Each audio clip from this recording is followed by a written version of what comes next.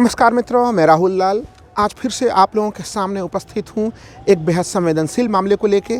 माननीय सर्वोच्च न्यायालय ने नोटबंदी के ऊपर एक ऐतिहासिक निर्णय आज सुना दिया है। जब 2016 में नोटबंदी का यह निर्णय लिया गया था तो सुप्रीम कोर्ट में कम से कम 58 याचिकाएं नोटबंदी के फैसले के विरुद्ध उस समय लिया गया था। उन फैसलों के विरुद्ध आज सुप्रीम कोर्ट ने यह निर्णय सुनाया है और यह निर्णय किसी छोटे खंडपीठ के द्वारा सुनाया हुआ निर्णय नहीं है, बल्कि सुप्रीम कोर्ट के 5 सदस्यीय संविधान पीठ ने यह निर्णय सुनाया है। इसमें देखिए, हम लोगों को एक चीज़ समझना पड़ेगा कि भारत में एक तरह से शक्ति पृथक्करण की स्थिति है। हाँ, एक स्वतंत्र न्यायपालिका है, लेकिन साथ ही साथ कार्यपालिका भी है। कार्यपालिका अपने दायरे में निर्णय लेने के लिए स्वतंत्र है। फिर आप लोगों का प्रश्न होगा कि जब कार्यपालिका अपने दायरे में निर्णय लेने के लिए स्वतंत्र है तो फिर इसमें सुप्रीम कोर्ट के ऑब्जर्वेशंस कैसे, सुप्रीम कोर्ट के निर्णय कैसे?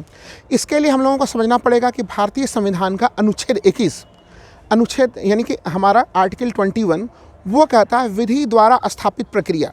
यानी आप जब भी कोई कार्यपालिका या एक्जीक्यूटिव कोई निर्णय लेगा उसमें एक प्रोसेस को फॉलो करना होगा। तो इस पूरे मामले में यानी कि जो नोटबंदी का पूरा मामला था उसमें सुप्रीम कोर्ट नोटबंदी का निर्णय सही गलत उस मामले का उसमें सुनवाई नहीं कर रही थी, बल्कि ये सुनवाई कर रही थी कि जिस प्रोसेस को सरकार ने फॉलो किया वो प्रोसेस सही था या गलत था। और उस संदर्भ में जो सुप्रीम कोर्ट के 5 सदस्यीय संविधान पीठ ने जो निर्णय दिया उसमें से 5 में से 4 जजेस उन लोगों ने एक तरह से सहमति बताई कि निर्णय लेने का जो प्रोसेस था वो प्रोसेस सही था, जबकि एक जज यानी कि जस्टिस नागरत्ना उन्होंने जो है कि सीधे सीधे आपत्ति प्रकट की। उन्होंने कहा कि सरकार ने कहीं न कहीं अपनी शक्तियों का दुरुपयोग किया है इस प्रकार के निर्णय लेने के लिए, क्योंकि उनके अनुसार ऐसे निर्णय किसी नोटिफिकेशन के माध्यम से नहीं होने चाहिए थे, बल्कि जस्टिस नागरत्ना ये मानती हैं कि इस प्रकार के निर्णय के लिए कहीं न कहीं सीधे सीधे संसद के पटल पर सरकार को जाना चाहिए। लेकिन पूरा मामला है क्या आरोप लगे? जो 58 याचिकाकर्ता थे उन लोगों ने इस संबंध में सरकार के ऊपर क्या आरोप लगाए? अब फिर सुप्रीम कोर्ट ने उन तमाम आरोपों के ऊपर क्या प्रत्युत्तर दिया? थोड़ा वो इस मामले में उसको समझना काफ़ी आवश्यक हो जाता है।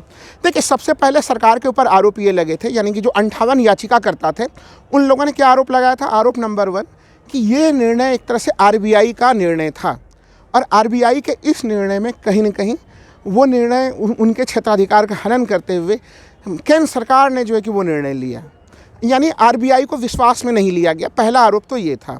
हालांकि सुप्रीम कोर्ट ने जब सारे दस्तावेज मांगे, सारे तथ्य देखे, तो उस आधार पर सुप्रीम कोर्ट ने ये पाया कि जो ये आरोप याचिकाकर्ता लगा रहे हैं ये आरोप बहुत दमदार नहीं है, बहुत मजबूत नहीं है। चूँकि जब नोटबंदी 8 अक्टूबर 2016 को प्रारंभ किया गया था तो नोटबंदी से कम 6 महीना पहले RBI और केंद्र सरकार आपस में संपर्क में बने हुए थे, यानी दोनों के बीच में ये एक तरफा निर्णय नहीं था, एक संपर्क की स्थिति थी, ये सुप्रीम कोर्ट ने पाया।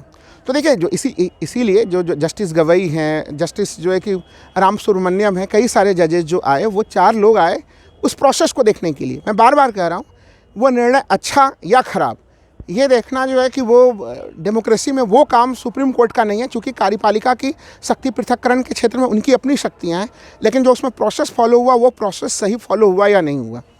दूसरा आरोप ये लगा कि RBI का एक एक्ट है आर्टिकल 26(2), तो उस 26(2) एक्ट के ऊपर जो आरोप लगे कि उसमें एक लाइन है उसमें कि RBI के पास अधिकार है कि वो कुछ नोटों को उसको जो है कि वो वापस ले सकती है। लेकिन याचिकाकर्ताओं ने कहा था कि जो किसी शब्द का है या जो कुछ शब्द का वहाँ पे प्रयोग हुआ है उसका यहाँ पे बहुत ही बृहत्तर संदर्भ में प्रयोग कर दिया गया, यानी 500 के सारे नोट या 1000 के सारे नोटों की वापसी की गई। वो RBI की जो एक्ट है 26(2) उस एक्ट के अधीन नहीं आ रहा, यानी उस एक्ट का उल्लंघन है। लेकिन जो सुप्रीम कोर्ट ने आज निर्णय दिया है उस निर्णय से क्या स्पष्ट होता है? सुप्रीम कोर्ट ने स्पष्ट कर दिया कि जो RBI एक्ट के अंतर्गत जो उसके अनुच्छेद 26(2) है उसमें किसी शब्द को या कोई शब्द का जो दायरा है वो दायरा काफ़ी विस्तृत है, यानी उसको संकीर्ण अर्थ में नहीं लिया जा सकता। सुप्रीम कोर्ट ने माना कि अगर वो किसी या कोई शब्द के कारण अगर RBI ने यह निर्णय ले लिया कि पूरे के पूरे 500 के नोटों को या पूरे के पूरे 1000 के नोटों को वापस लिया जा सकता है, तो उससे सुप्रीम कोर्ट ने सही बताया कि हाँ, उसको हम लोग यानी कि आर्टिकल 26(2) को एक बृहत्तर संदर्भ में देखा गया। मामला ये भी उठा कि क्या एक तरह से RBI की जो मौद्रिक जो समिति होती है, क्या उस मौद्रिक समिति ने ऐसी कोई सिफारिश की थी? सुप्रीम कोर्ट ने दस्तावेजों में ये पाया कि हाँ, आरबीआई एक तरह से जो मौद्रिक कमेटी थी उसने सिफारिश की थी। ये तमाम दस्तावेज वहाँ पे रखे गए।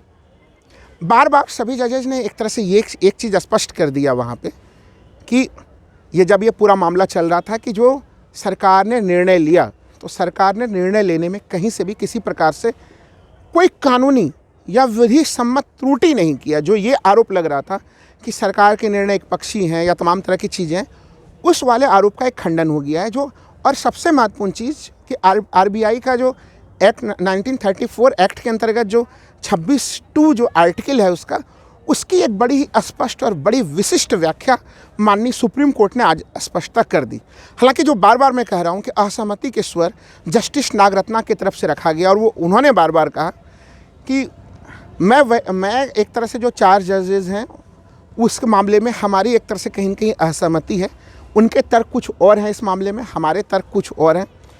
मैं भी इस फैसले के गुणदोष की विवेचना नहीं कर रही हूँ। जस्टिस नागरत्ना ने भी स्पष्ट किया कि मैं फैसले के गुणदोष की विवेचना नहीं कर रही हूँ, लेकिन मैं भी ये बताना चाह रही हूँ कि जो प्रक्रिया था उस प्रक्रिया का समुचित ढंग से पालन नहीं हुआ। लेकिन चूँकि 4 जजेज ये बोल रहे हैं कि प्रक्रिया का पालन हुआ और एक जज कह रही हैं कि प्रक्रिया का पालन नहीं हुआ, तो चूँकि बहुमत का आंकड़ा स्पष्टता जो है वो नोटबंदी के पक्ष की तरफ था, तो इसलिए यहाँ पे जो कानूनी जो संकट की स्थिति जो बन रही थी पिछले कुछ समय से नोटबंदी के ऊपर, वो संकट की स्थितियाँ समाप्त हो गई हैं।